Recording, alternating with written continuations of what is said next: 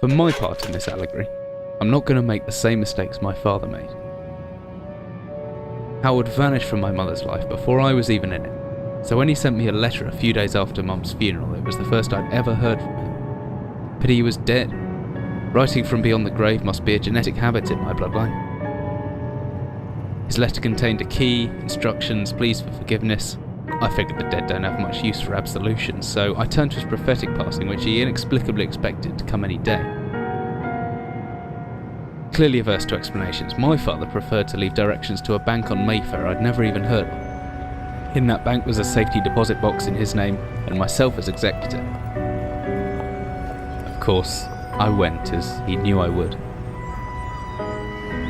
I discovered that despite the evidence, he'd been legally declared dead almost 30 years ago, and so the old book and collection of notes I found had, in the eyes of the law, been mine all this time.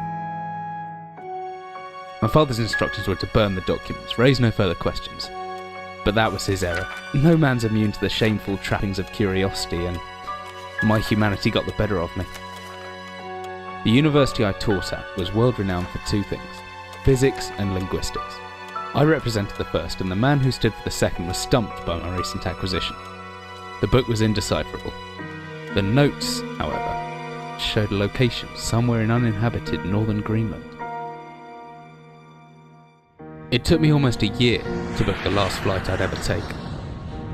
As I watched civilization disappear along with Heathrow, I realised my father had disappeared 3 decades ago, almost to the day, and I considered in turn what it was that I was leaving behind. We landed on a strip of ice a few feet wide, and within minutes I was pulling away on a chartered boat, beginning the 12-hour journey that would lead me into my past.